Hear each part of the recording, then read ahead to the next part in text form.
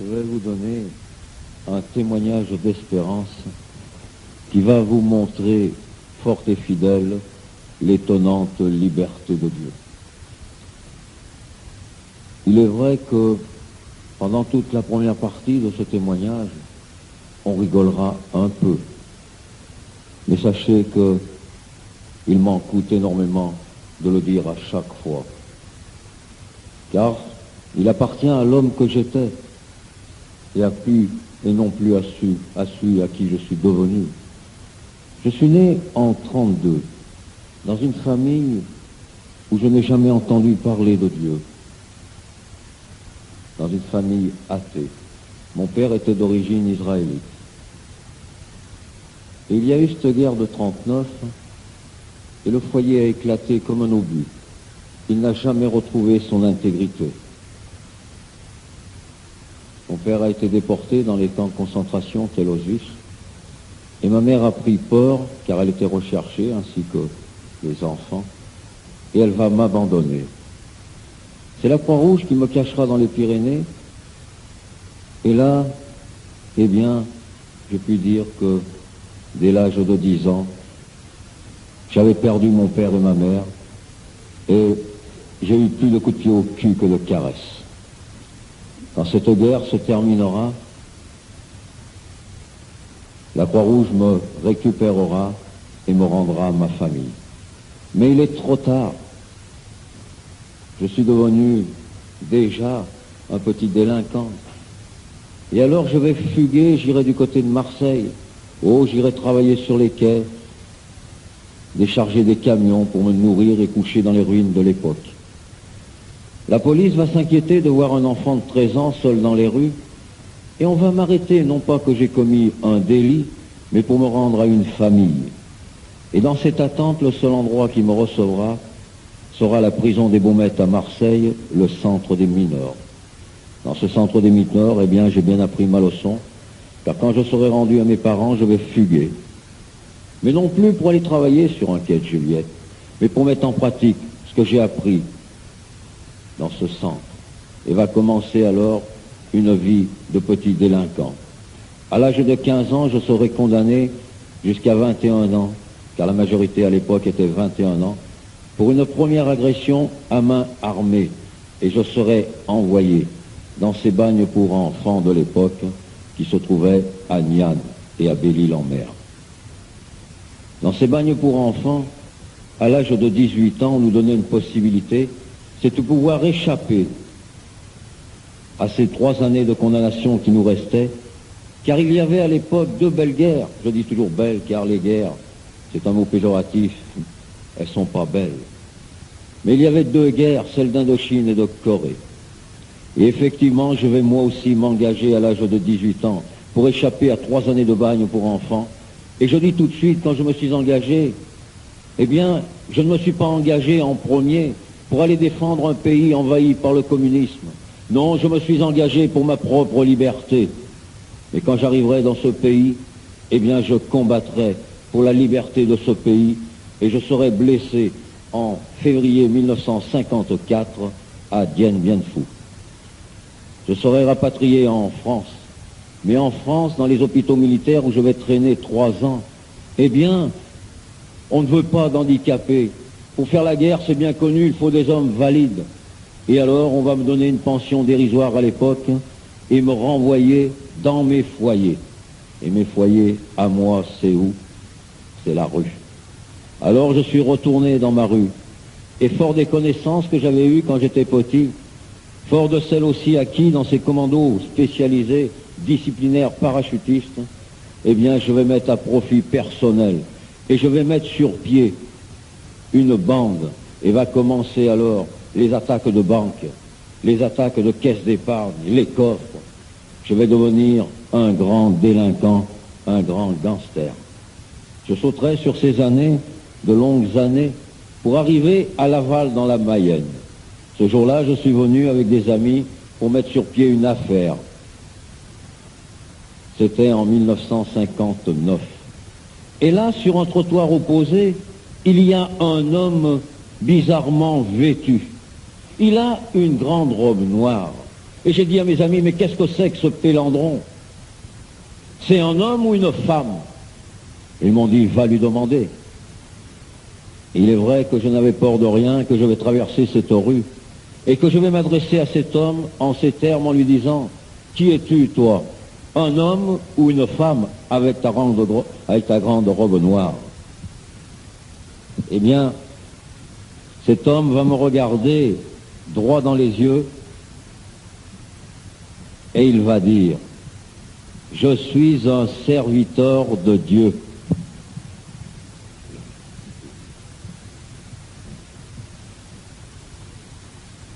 Et il va m'appuyer avec son doigt sur la poitrine et il ajoutera, je n'ai qu'un caïd, c'est Dieu. Car il a vu effectivement à qui il avait affaire, à l'oiseau à qui il avait affaire, car quand il m'a vu traverser le trottoir, il dira par la suite aux gens qui lui demandaient, il n'y a pas très longtemps, t'entendrez à traverser le trottoir, quelle impression ça vous a fait? Et il répondait toujours, j'ai vu venir à moi un hérisson.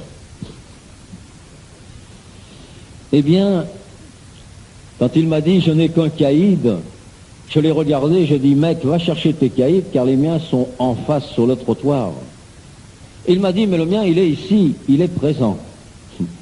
Alors j'ai cherché autour de lui, mais je ne voyais rien.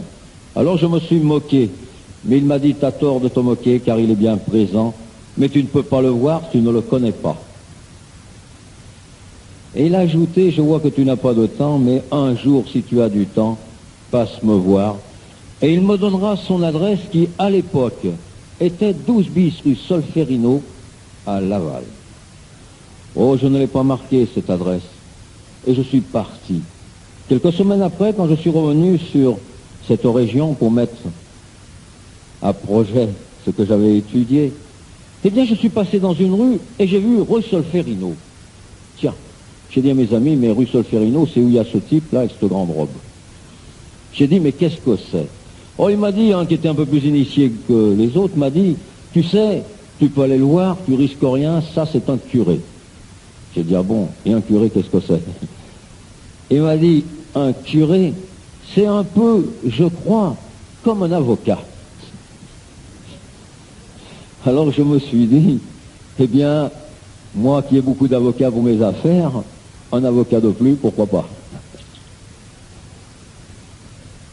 Entre lui et moi, il y aura une longue route, une longue amitié, et je puis dire que cette route s'est terminée seulement le 12 juillet de l'année dernière, car ce bon curé, l'abbé Paul Lézé, est retourné vers son caïd.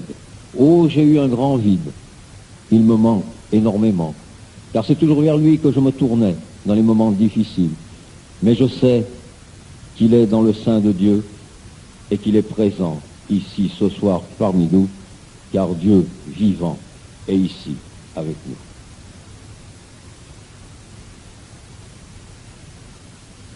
Quelques années après, alors que tout avait bien marché, toutes ces attaques de banque, eh bien ce jour-là, ça va mal tourner.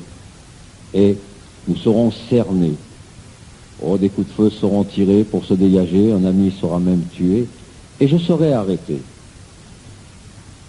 Et alors va commencer la série d'évasions, au nombre de 3. Il est vrai que, avec de l'aide extérieure, je me suis évadé plusieurs fois.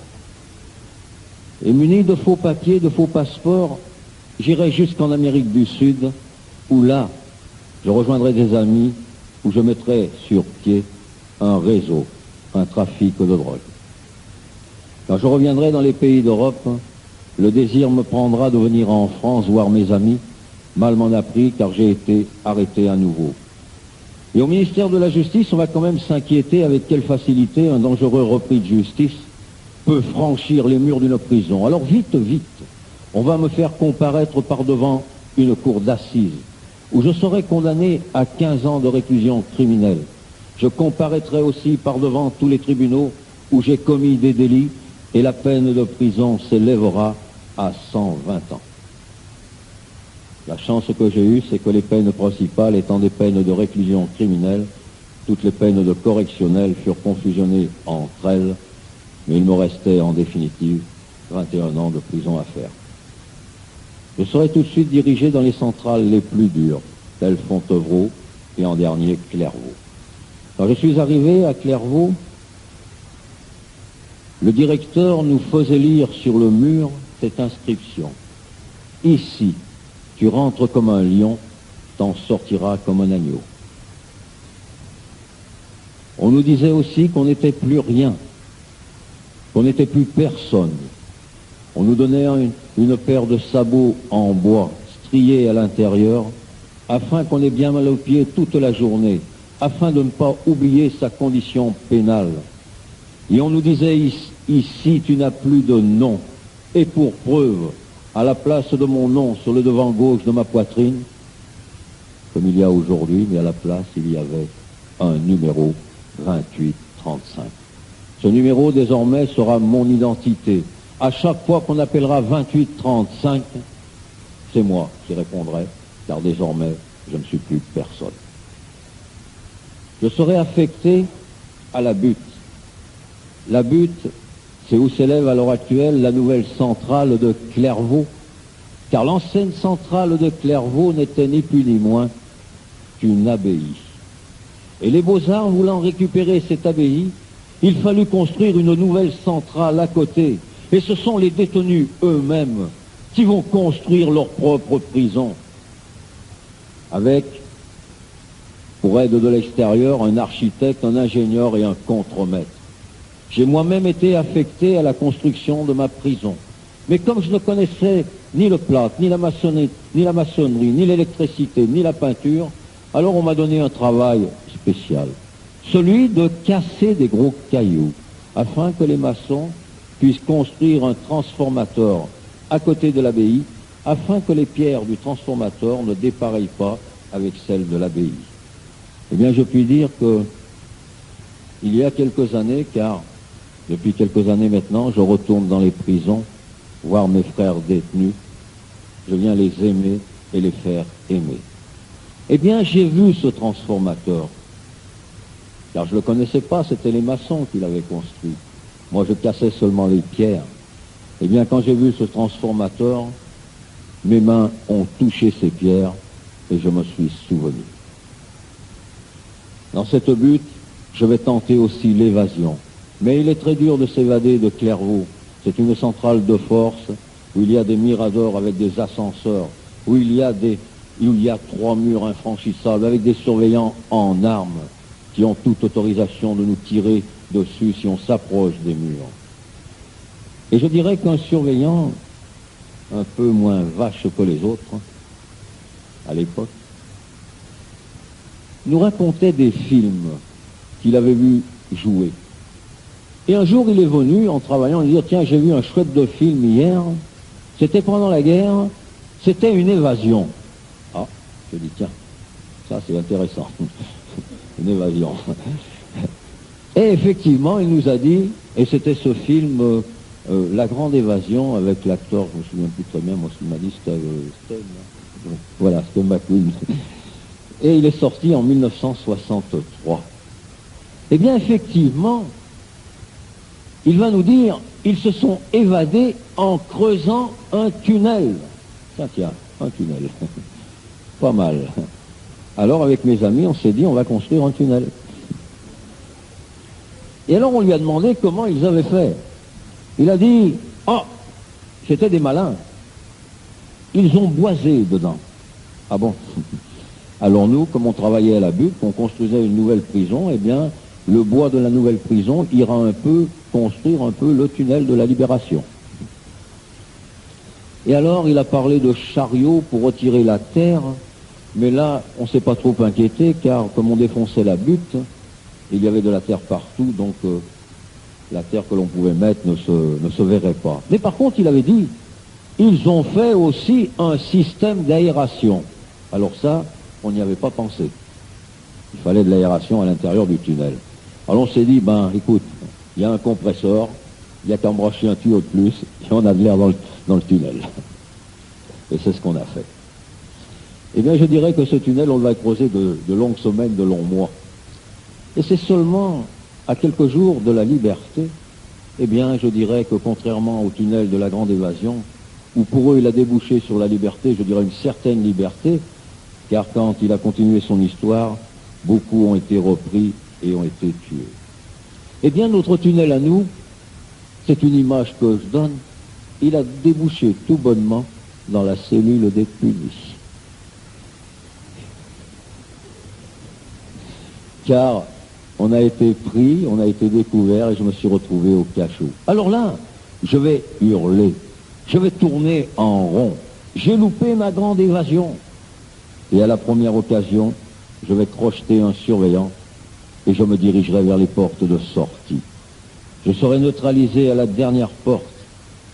Et alors, dans la même journée, ce directeur qui m'avait fait lire cette inscription, « Ici, tu rentres comme un lion, t'en partiras comme un agneau », a été obligé d'en référer au ministère afin qu'on me transfère dans une centrale plus dure. Et quand je passerai la porte avec bien des coups et bien des bosses et enchaîné, il ajoutera « J'ai pas besoin de loup dans ma bergerie ».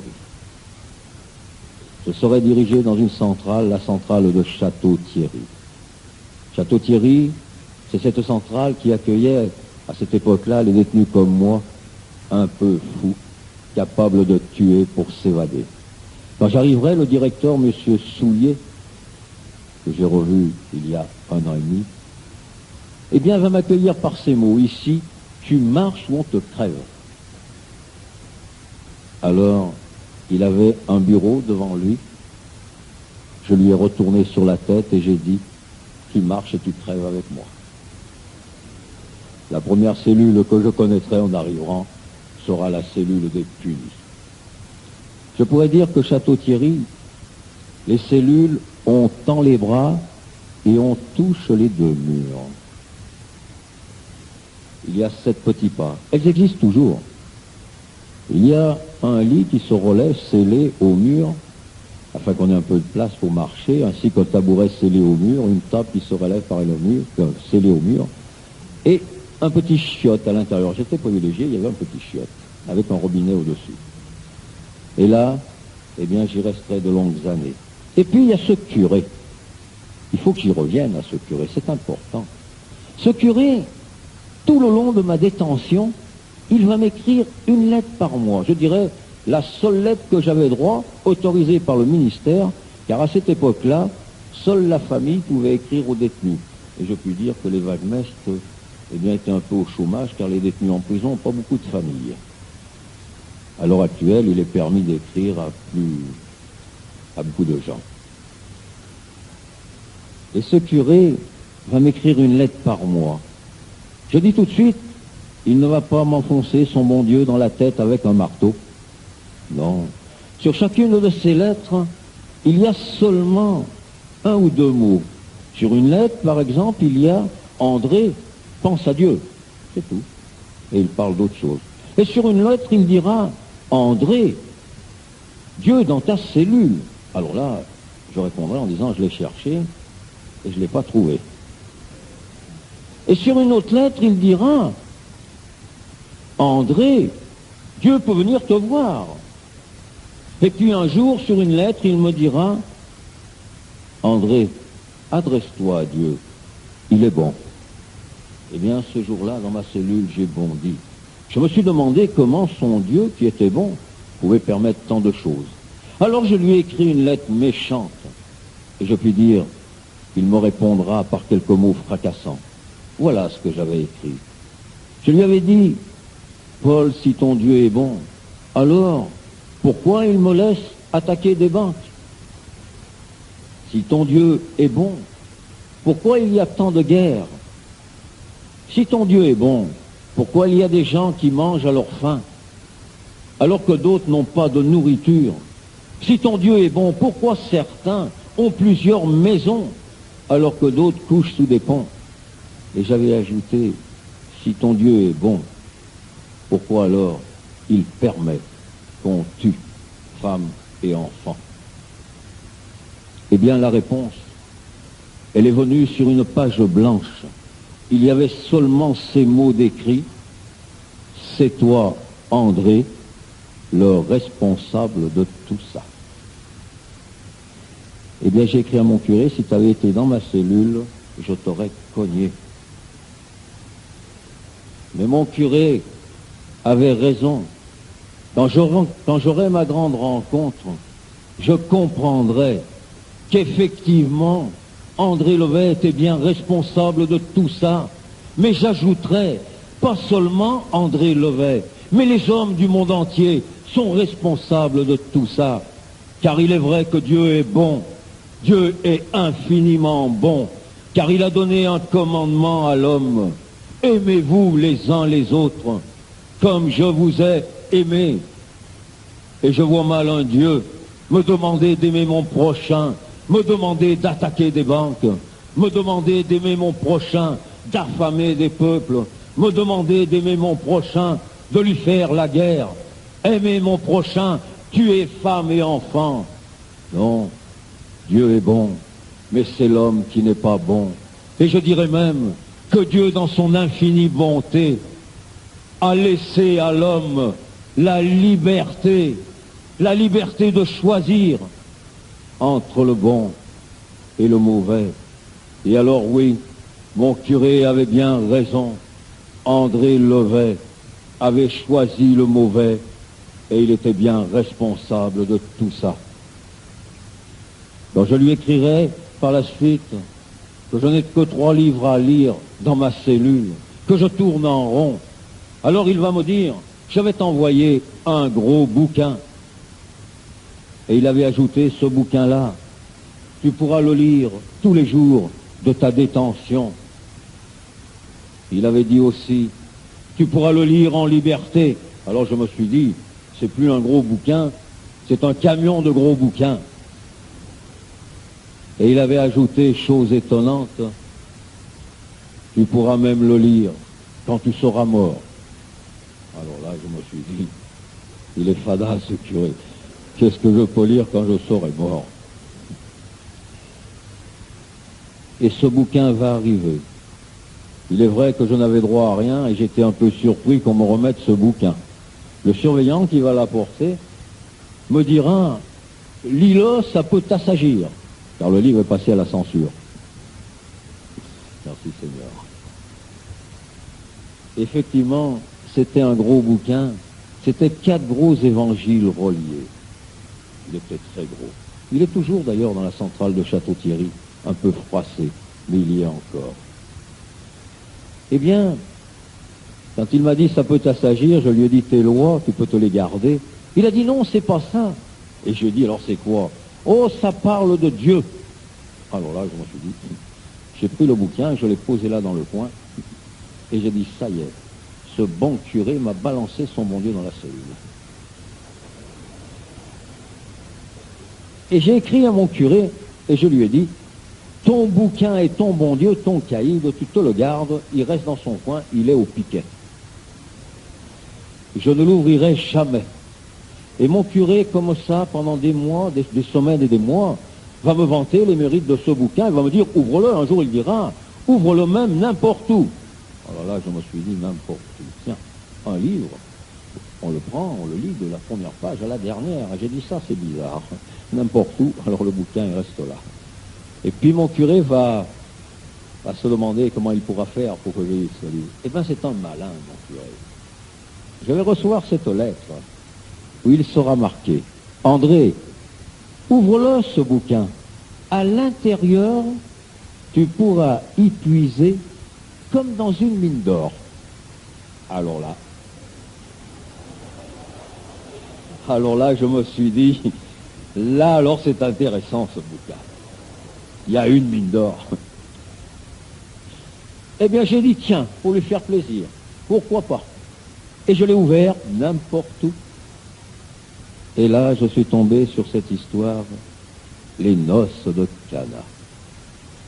C'est un grand banquet. Ils ont bien mangé, mais ils ont trop bu. Ils n'ont plus de vin. Il y a une dame, là, Marie, qui va voir son fils, Jésus, et qui lui dit, tu sais, ils n'ont plus de vin. Et ce Jésus dira, laisse-moi tranquille, ce n'est pas mon temps. Mais cette maman confiante en son enfant s'adressera aux gens qui sont là, aux serviteurs, et leur dira, faites tout ce qu'il vous dira. Effectivement, Jésus fera apporter des outres de pierre de l'époque, des grosses jarres, et les fera remplir d'eau. Et il dira, portez ça au maître de maison. Et quand le maître de maison va goûter cette eau, il va s'écrier, mais comment se fait-il que vous servez le vin et le meilleur en dernier? Alors là, je me suis dit, ça c'est un bon bouquin. De l'eau, du vin. Il est costaud, ce Jésus. C'est un caïd. Alors, je me suis tourné vers mon petit robinet. Ah, que va?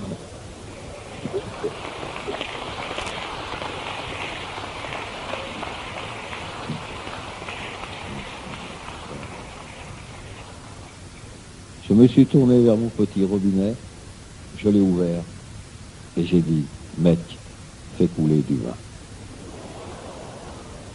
Mais il n'y a que de l'eau qui a coulé. Alors j'ai dit, mon curé m'a baratiné. C'est des mensonges tout ça. J'ai pris le bouquin, je l'ai balancé dans son coin et j'ai écrit à mon curé. J'ai fait ce que tu m'as dit. Je l'ai ouvert n'importe où ton bouquin. Mais voilà, je ne savais pas si lui il avait le même bouquin. Je ne savais pas s'il connaissait l'histoire de Cana. Alors je lui ai dit, si tu as le même bouquin que tu m'as envoyé, eh bien à la page 1, tu y trouveras une histoire où ton Jésus, ton caïd, a changé de l'eau en vin.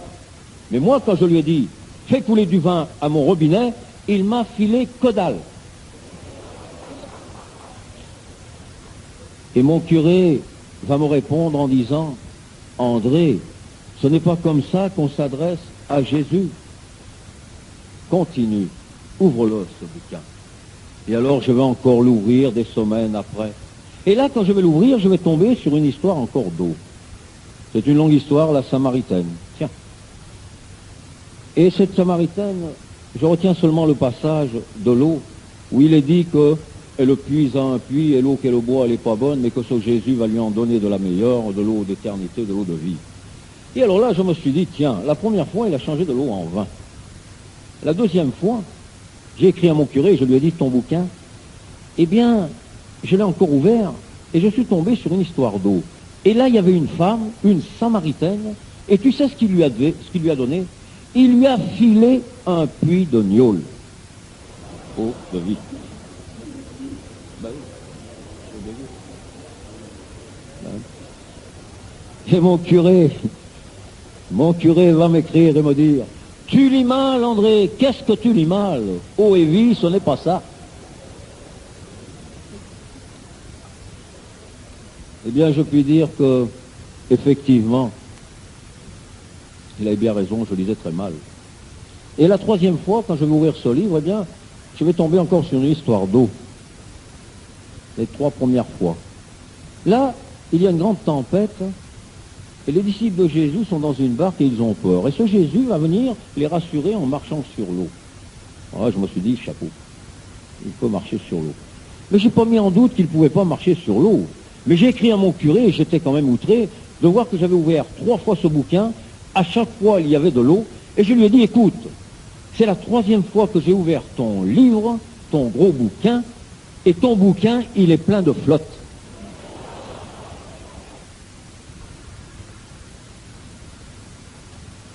Et alors il va me répondre, André, un jour, il te sera donné de comprendre la signification de l'eau. Eh bien oui, quand j'aurai ma grande rencontre, je comprendrai l'eau. Il est vrai que avec l'eau, on peut se désaltérer, se laver, on peut se baigner. Elle fait tourner, elle fait marcher les industries. Mais l'eau, elle est plus que ça. Oui, l'eau du baptême. C'est par l'eau du baptême qu'on est lavé de tous nos péchés. Et alors oui, il a bien raison, mon curé, je lis mal. Cette eau, elle est bien eau et vie, vie d'éternité. Et puis je l'ouvrirai, ce bouquin, ça continuera.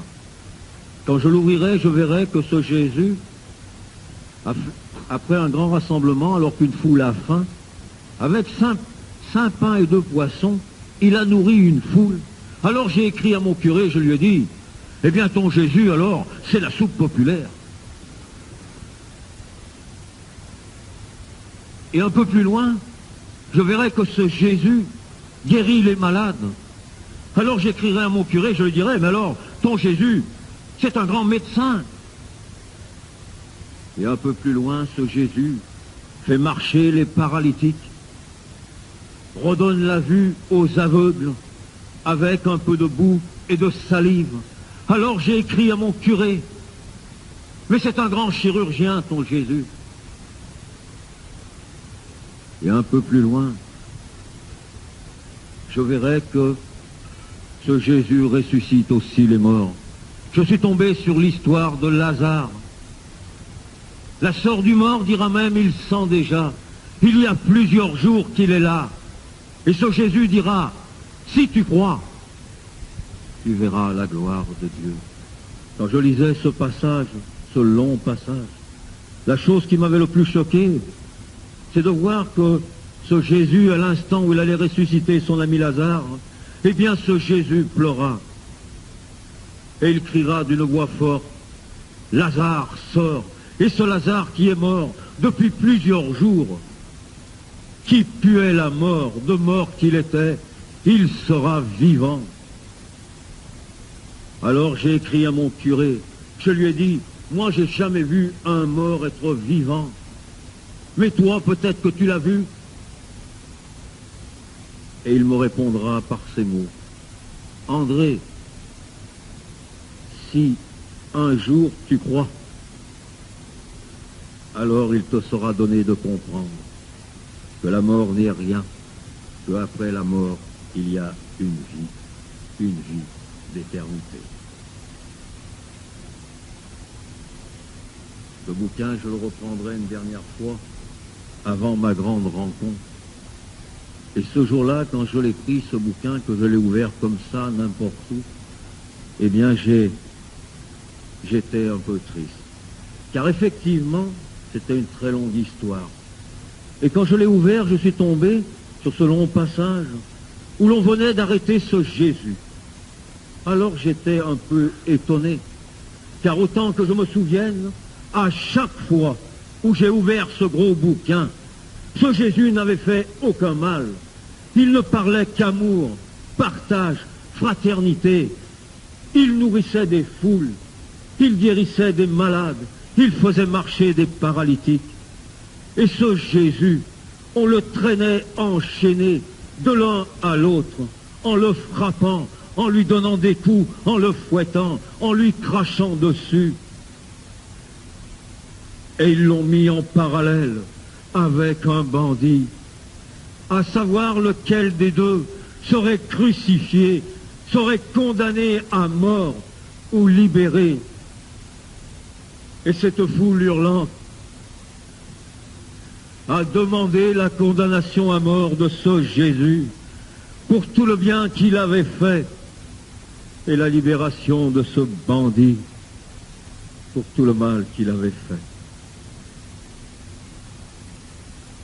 Qui plus est, ils vont lui enfoncer une couronne d'épines sur la tête et ils vont te le clouer sur une croix.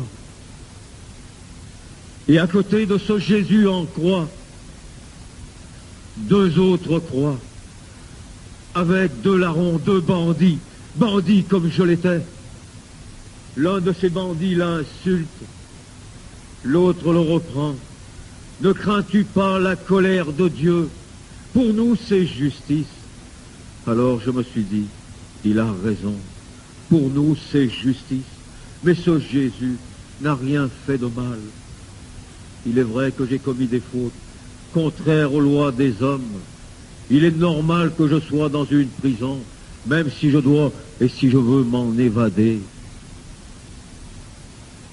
Et ce larron, ce bandit-là, sur cette croix, se tournera encore vers ce Jésus et dira, « Souviens-toi de moi quand tu viendras dans ton royaume. » Et Jésus va lui répondre, « En vérité, je te le dis, aujourd'hui, tu seras avec moi dans le paradis. »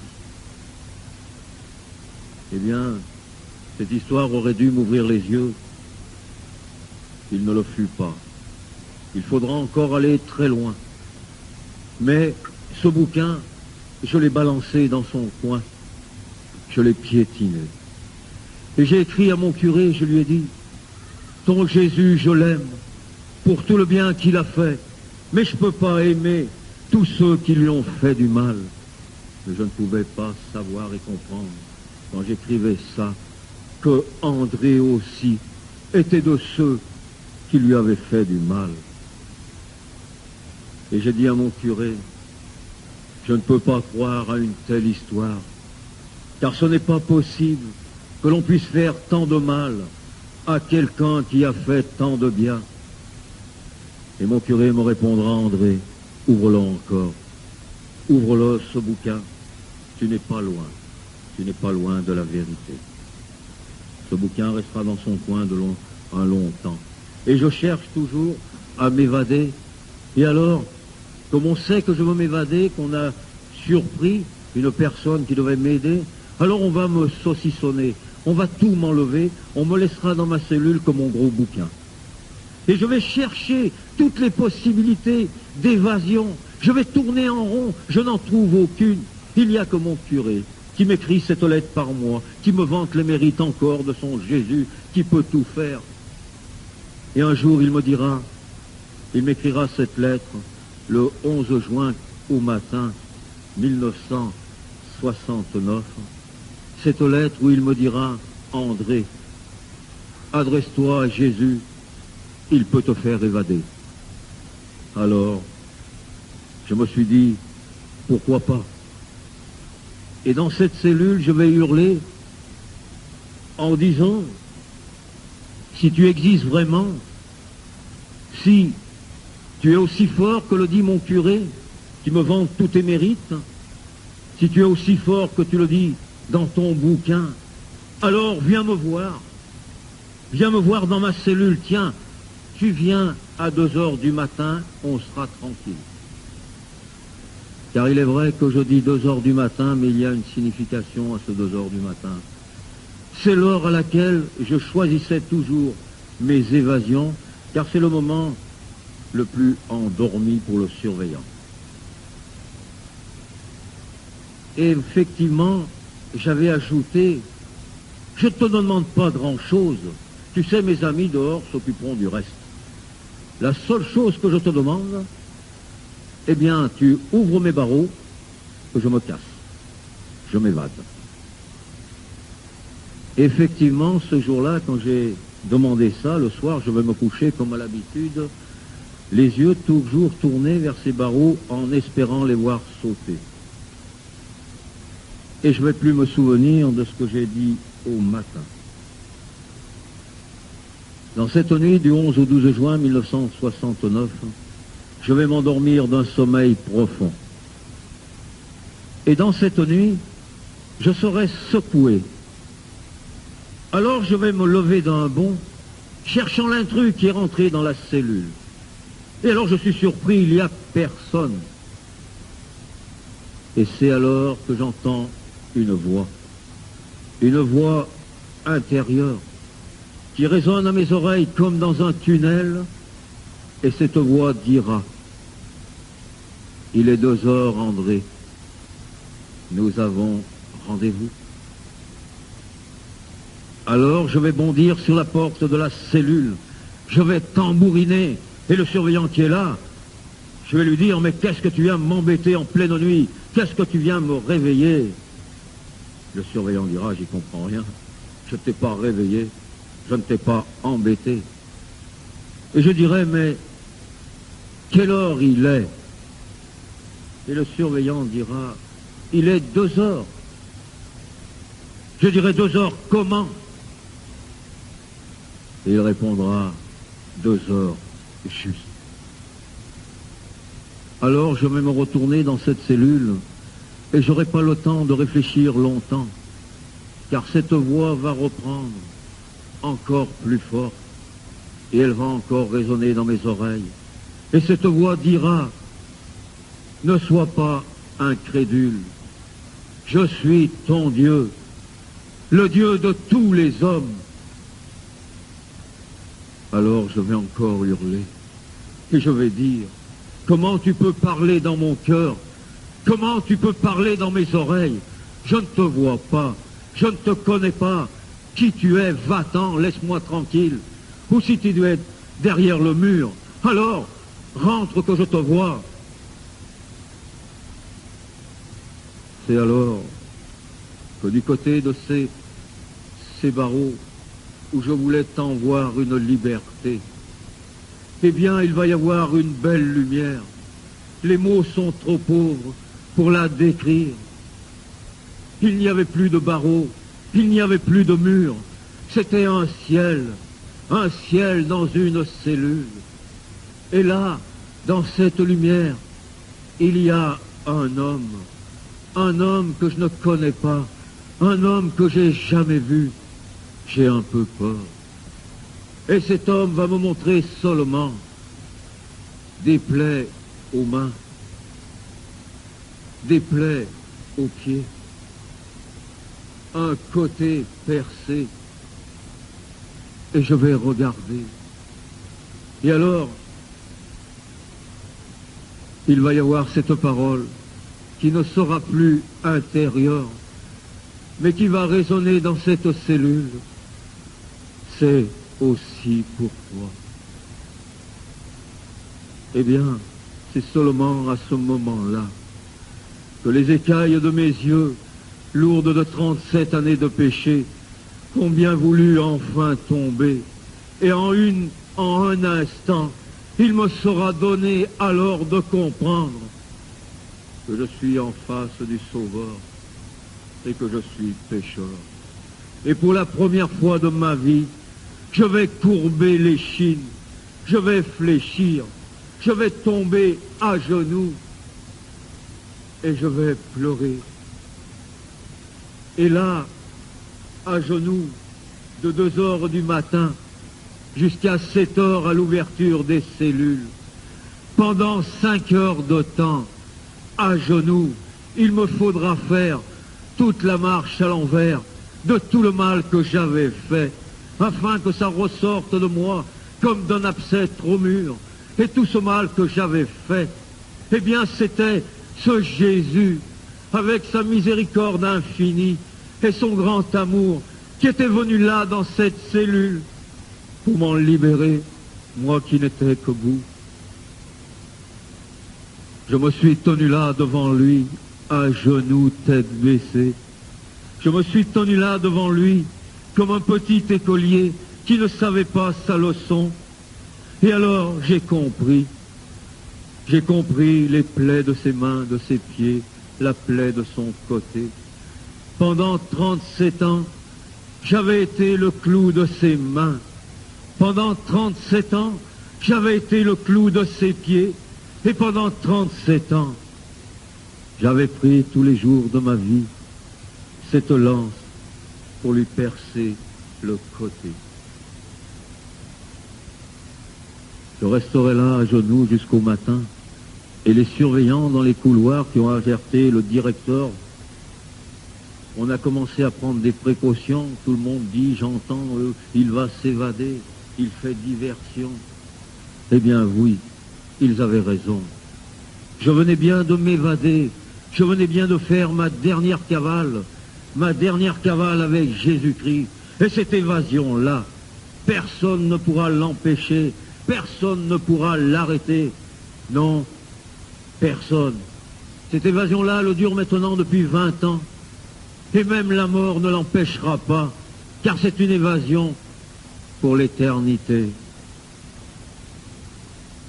Quand la porte de la cellule va s'ouvrir, en présence du directeur et de nombreux surveillants, contrairement à l'habitude où je leur crache dessus, où je leur donne des coups de poing, eh bien ce jour-là, quand la porte de la cellule va s'ouvrir, je me tiendrai, comme le dit le règlement, au fond de ma cellule, au garde à vous, et je dirai seulement, je vous aime tous. Et j'ajouterai, je ne vous cracherai plus dessus, car si je vous crache dessus, je cracherai sur Jésus-Christ. Je ne vous frapperai plus, car si je vous frappe, je frapperai Jésus-Christ. Et j'avais ajouté, je ne volerai plus jamais mes frères les hommes, car en volant mes frères les hommes, c'est Jésus-Christ que je dépouillais. Ce Jésus qui est venu dans cette cellule ne m'a pas dit, voilà, les barreaux sont ouverts, tu peux t'en aller. Non. Je suis resté encore 6 ans dans cette cellule, mais je dirais 6 ans bénis, car ce Jésus m'a montré le vrai sens du mot liberté.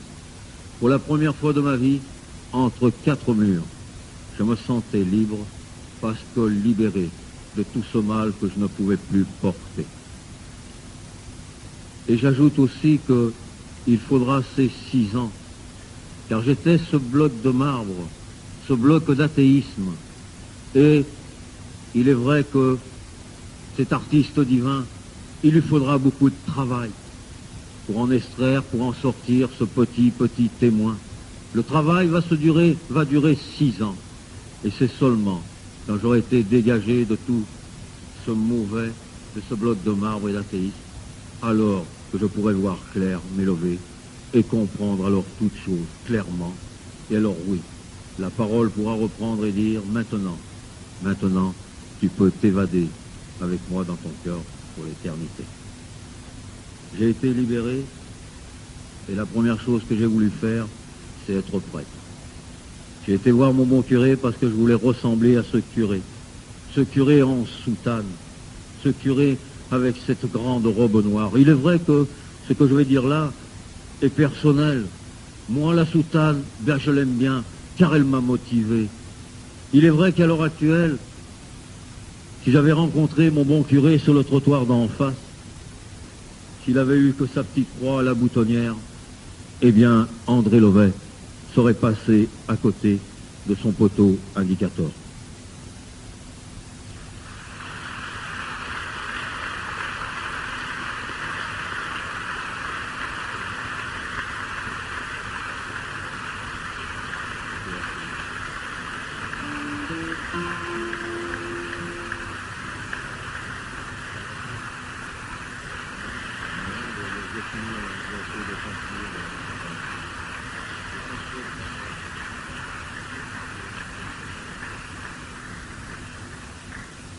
Alors, il est vrai que je prends beaucoup de temps avec le Seigneur, mais il y a encore des choses tellement importantes à dire. Alors, je vais quand même conclure par tout le travail que je fais avec les détenus, les prostituées, avec tous ces gens-là que je côtoie, car je ne suis pas devenu prêtre. On m'a dit, pour être prêtre, il te faudra encore aller derrière de longs murs pendant longues années. Et le Jésus qui est venu te voir, lui, il t'attend tout de suite dans ta rue. Eh oui, ma rue. Vers le plus petit et le plus pauvre et le plus démuni. Mais j'ajouterai aussi, quand je dis vers le plus petit, le plus pauvre, vers le petit délinquant, la prostituée, le petit vieillard dans son hospice tout seul, vers ses malades, eh bien, je n'enlève pas de aimer le riche. Non, pour moi, le riche et le pauvre, il n'y a pas, c'est pareil, il n'y a pas de différence, car j'aime autant un riche qu'un pauvre, car Dieu, car Jésus, Marie, nous ont donné des commandements. Aime ton prochain, et mon prochain, c'est tout le monde, quelle que soit la condition humaine, sociale, la race. Il est vrai qu'une fois on m'a dit, ah, ce Dieu a, dans sa création, fait une erreur. J'ai dit, mais quelle erreur ce Dieu a pu faire dans sa création? Il m'a dit, eh bien, il aurait dû faire tout le monde de la même couleur. Bah oui, ça aurait peut-être arrangé tout le monde. Eh bien, moi, j'ai dit non. S'il l'a fait, c'est qu'il y avait des raisons. Quand il a pris cette poignée de poussière pour créer l'homme à son image, eh bien, ce Dieu n'a pas eu le temps de trier les graines rouges, noires, blanches. Et il a fait l'homme à son image. C'est-à-dire, il nous a donné le droit de devenir enfant de Dieu. Et il a une chose qui est sûre, que l'on soit blanc, que l'on soit noir, que l'on soit rouge ou jaune, que l'on soit de toutes les couleurs. Le Seigneur a fait une alliance avec l'homme. Il nous a donné l'arc-en-ciel. entre le ciel et la terre, et l'arc-en-ciel est de toutes les couleurs. Et j'ajouterai, il y a une chose au moins dans l'homme qui ne change pas, c'est le sang. Et nous sommes sauvés par quoi? Par le sang du Christ, et ce sang est rouge pour les hommes du monde entier.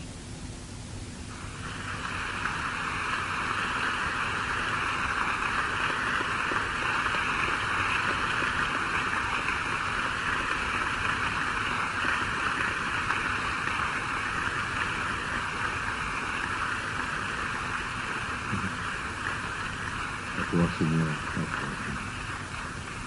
Gloire à Dieu. Je vais terminer par deux choses importantes.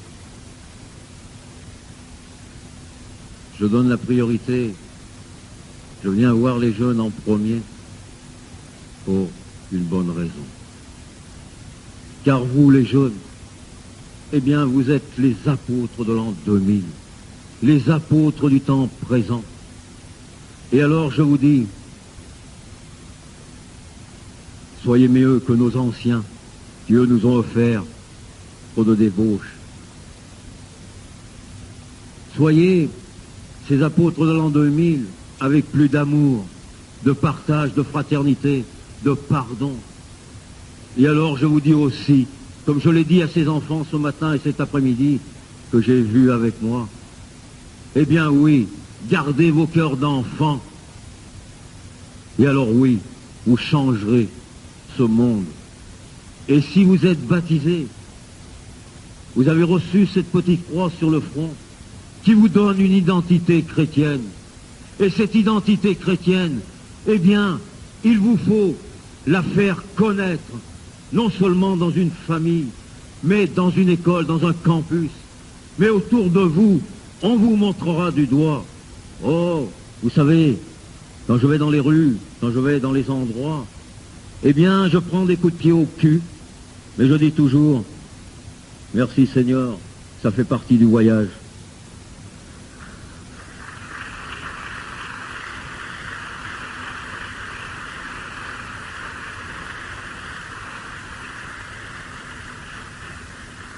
Voilà, c'est le message que je vous donne, à vous les jeunes.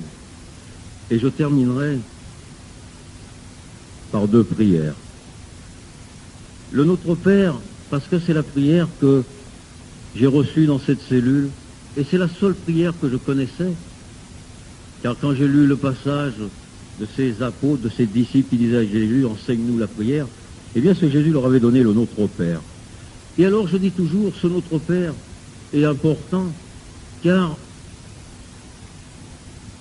si on le récitait lentement, en pensant à tout ce qu'il dit, à tout ce qu'il nous demande, eh bien, non pas une journée entière ne suffirait pas pour le réciter, mais une vie entière ne suffira pas pour le réciter.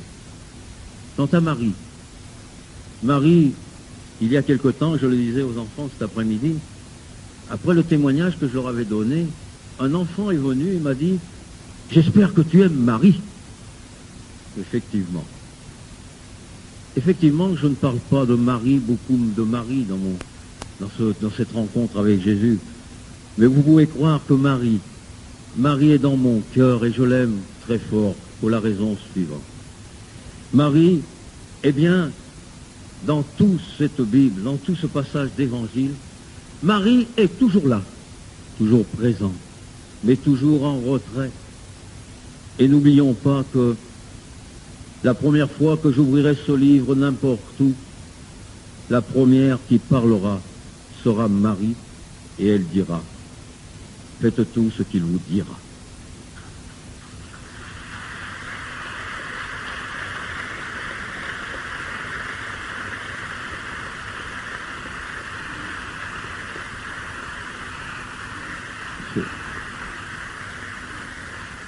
Ce faites tout ce qu'il vous dira, eh bien j'en ai fait mon commandement.